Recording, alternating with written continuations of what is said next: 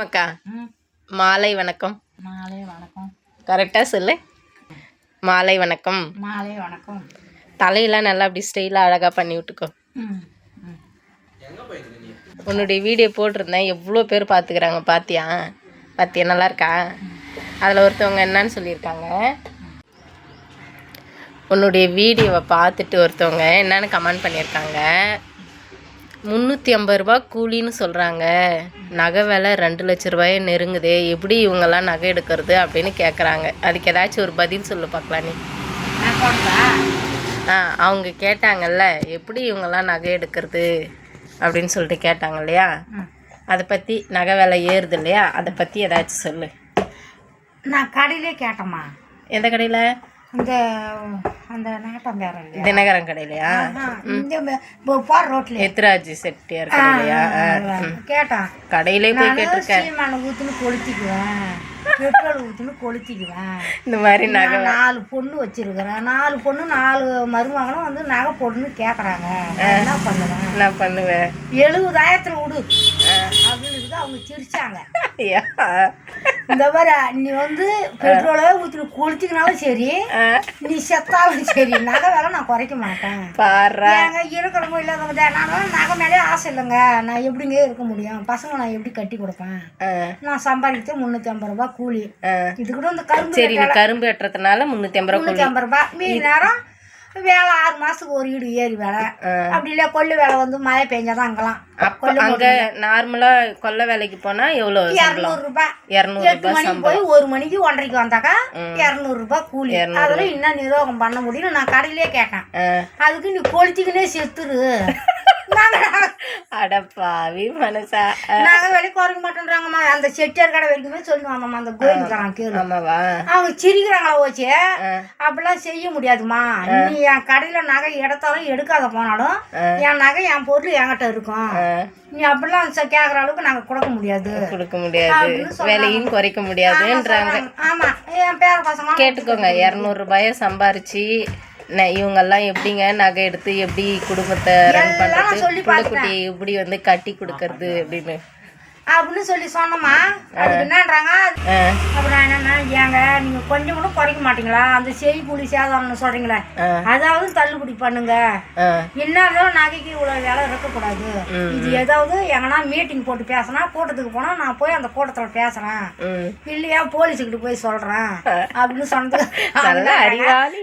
யாருக்குன்னா நீ போய் சொல்லு, நாங்க நகை வேலை குறைக்கிறது பூரா பேரும் அந்த வேலை செய்யறவங்க பூரா சிரிக்கிறாங்கம்மா. போலீஸ் கிட்ட எல்லாம் போய் சொல்லலாம், கம்ப்ளைண்ட் பண்ணலாம்னு உனக்கு எப்படி ஐடியா வந்துச்சு? போய் சொல்லி அவங்ககிட்ட தெரிஞ்சிருந்தான் கிளமாறதான். சாமியை நான் பிள்ளைங்கெல்லாம் வச்சுக்கிறேன், 200 ரூபாய் கூலி, அதில் தக்காளி வாங்குறதா, வெங்காயம் வாங்குறதா, பூண்டு வாங்குறதா, வீட்டுக்கு பசங்களுக்கு தின்றதுக்கு வாங்குறதா, என்ன சார் நாங்கள் எப்படி என்ன பண்ண முடியும், நீங்கள் அவங்கள கொஞ்சம் கேளுங்க அப்படின்னு சொல்லி போய் சொல்லுவேன். நீ யாரு கேட்டாலும் குறைக்க மாட்டாங்க இப்போ கோவிந்தம்மாக்கா. ஆமாம், குறைக்குமா. அவரு சொல்றாரு, நகை கடையில் அந்த பாத்திமா ஜுவல்லரி, பாத்திமா ஜுவல்லரி அதில் அந்த தினகரன் செட்டியார் கடை, இந்த கடை 4 கடையில கேட்டு வந்துட்டா. 4 கடையிலையும் கேட்டேன், நீ போய் சாவு அப்படின்னு செத்துங்க தூக்கி அந்த காட்டினா கூட நாங்க நகை உனக்கு 4 பவுன் 6 பவுன் போட மாட்டோம் அப்படின்றாங்கம்மா. நகை விலை குறைக்க முடியாது. நியாயமானு பாருங்க மக்களே, எப்படி பதில் சொல்லிருக்காங்க. யாருக்கிட்டமா சொல்றது, நான் போய் மோடி கிட்ட போய் சொல்ல முடியுமா, இல்ல முக ஸ்டாலின் கிட்ட போய் ஓட்டு கேட்டு மட்டும் வீடு வீடா வராங்க. ஓட்டு கேட்க வீடு வீடா வராங்க. ஆமா, அப்ப நான் கேக்குறேன், ஏங்க நீங்க ஓட்டு கேட்கறது தப்பு இல்லை, போடுறேன். நீங்க வந்து கவர்மெண்ட்ல இருந்து அவங்களுக்கு சொல்லணும், இந்த மாதிரி நகை வேலை குறைங்க, அங்க இருக்கிறவங்க பாவம் இல்லாதவங்கலாம் குழந்தை பெற்று வச்சுக்கோங்க, 4 பொண்ணு 3 பொண்ணு வச்சுக்கிறாங்க, அவங்களாம் எப்படி கட்டி கொடுக்குறவங்க, வரவங்க வண்டி வேணுன்றாங்க, 10 பவுன் நகை வேணுன்றாங்க, என்னங்க பண்ண முடியும், அந்த நகை வேலை மட்டும் கொஞ்சம் குறைச்சி கொடுங்கன்னு நான் கேட்குறேன். சரி, இந்த முறை ஓட்டு கேட்க யார் வந்தாலும் கண்டிப்பா நான் கேட்கறேன். கேட்டு வந்து நான் உங்ககிட்ட சொல்றேன், நீ திருப்பி போன்லயே சொல்லு. சரி, போன்லயே வீடியோ போட்டான் கேட்டு வந்து முடிஞ்சா நீ கேட்கும்போது யாரையாச்சும் அங்கே வீடியோ எடுக்க சொல்லுவாங்க. வீட்டுல பசங்க யாரும் எடுப்பாங்க, நகை போட்டுதான் எனக்கு கல்யாணம் பண்ணிட்டு போனாங்க. இப்போ வந்து அப்படி இல்லை. இந்த உலகமே இந்த நாட்டிலே பசங்க ஒரு வீட்டை 3 பொண்ணு 4 பொண்ணு 5 பொண்ணு வரைக்கும் பெற்றுக்கிறாங்க. அதுவும் கிராமத்துல நிறைய அப்படிதான் இருக்காங்க, சிட்டியில வந்து தெரியல. எப்படி கட்டி கொடுப்பாங்க, சம்பளக்காரர் கூட எப்படி கட்டி கொடுப்பாங்கன்னு வச்சுக்கோ, நகை நட்டி எடுத்து போடுவாங்க. இந்த இல்லாத ஏழை மக்கள் என்ன பண்ணுவாங்க? கண்டிப்பா அதுக்கு தான்க்கா கோவிந்தம்மாக்கா இப்போ வந்து பொண்ணே கிடைக்க மாட்டேங்குது. அப்புறம் நகை விலை ஏறி போச்சு, போகிறதுக்கு முன்ன பண்ண பார்க்குறோம், பொண்ணு கிடைக்க மாட்டேங்குது. திரும்ப பழையபடி பொண்ணுக்கு நகை போட்டு கட்டின்னு போகிற சுச்சுவேஷன் வரப்போகுது. சுத்தமாக நிறைய பொண்ணுங்க வந்து ஒரு பவுன் கூட போட தேவையில்ல அப்படின்ற மாதிரி வரும். அப்படிதான் வரும். திரும்ப காலம் எப்படியோ அது போயிடுச்சுமா, எங்கள் காலத்தில் எப்படியோ போயிடுச்சு.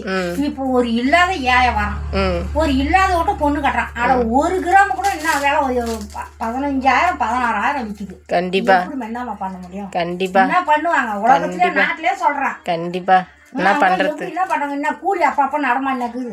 கண்டிப்பா சம்பளக்காரரையும் எடுப்பாங்க, நிலத்துக்காரரையும் எடுப்பாங்க, வசதியாக்காரவங்க எடுப்பாங்க. இல்லாதவங்களாம் என்ன பண்றது? நகை வேலை குறைச்சிடணுமா? சரி. இல்லாதவங்களாம் எவ்வளவு தள்ளி துவைக்கிறாங்க தெரியுமா? போன வாரத்துல தீபா போய் என்னமோ எடுத்து வச்சான், கால் செயின் மாத்திச்சு. நான் தான் போனேன் கூட. அவ்வளவு வேலை வித்தா என்ன ஆகும் சொல்லு? கண்டிப்பா அப்படியே ஐதுனே கிடக்குது அந்த வீட்டுல. ஆமாவா? பொண்ணு வேற, அது வேற 4 பொண்ணு வச்சுக்குது. 3 பேர் பசங்களும் இன்னும் ஒண்ணு இல்ல. தீபா வேற 4 பொண்ணு வச்சுக்குது, 2 பையன் வச்சுக்குது. அதெல்லாம் என்ன பண்ண சொல்லு? என்ன பண்ணும் தீபா பாவம். அதான் நான் அப்படி இல்லையா, கவர்மெண்ட் கேட்கல, கவர்மெண்ட்டுக்கே நான் ஆர்டர் பண்ணி சொல்லிட்டு நான் வந்து அந்த பெட்ரோல் ஊற்றி கொளுத்திக்கிறேன். ஐயோ, ஜனத்துங்களுக்கு வழி போறோம் நாட்டுக்கு. ஐயோ கோவிந்தம்மாக்கா, நீ அப்படிலாம் நினைக்காத. நீ அந்த மாதிரி பண்ணனா கூட அவனும் குறைக்க மாட்டான். நகை இல்லாட்டி போய் போகுது. நம்ம குடும்பத்தோட நம்ம நல்லா இருக்கணும். நகை வந்து தான் நமக்கு வந்துட்டு சந்தோஷத்தை கொடுக்குதா அப்படின்னு மனசு தேர்த்திக்கின்னு இருக்கிறத வச்சு சந்தோஷமா இருக்கணும். இருக்கிறத வச்சு கூட ஒரு இல்லாதவன் வந்துட்டான். இல்லாதவங்க கூட சுத்தமா பிறந்துருச்சு குடிக்க. அவங்க என்ன பண்ணுவாங்க? அந்த கட்டி மரம் எப்படி கேட்பான்? அவன் எவ்வளவு வருத்தப்படுவான். கண்டிப்பா நகை விற்கிற வேலை என்ன பண்ணுவாங்க, ஏது பண்ணுவாங்க அப்படின்னு அவனுக்கு எவ்வளவு மனசு கஷ்டம். கண்டிப்பா அவனுக்கும் ஒரு 1/2 கிராம் 1 கிராம் படக்கிறான், அவனும் மதிப்பான். அந்த பொண்ணு வச்சுன்னு கூட பண்ணுவான். அவங்க அம்மாட்ட என்ன பண்றாங்க? வேணாங்க, அந்த பொண்ணு சித்திரம் அதை பண்ண மாட்டாங்களா? கண்டிப்பா. இப்ப 2 கிலோ 3 கிலோ நகை போட்டு சாவடிச்சிட்டான். அவனே சாவடிச்சிடான். இந்த இல்லாதவங்க என்ன பண்ணாங்க? இந்த நகை வேலை தாமா எனக்கு வருத்தமே. ஆமா, அது வந்து நான் சொல்லணும். ஓட்டு கேட்க வந்தா நான் சொல்லிடுவேன். ஓட்டு கேட்க யாரு வந்தாலும் சொல்லுவேன். அப்போதைக்கு தலையாட்டின்னு போவாங்க.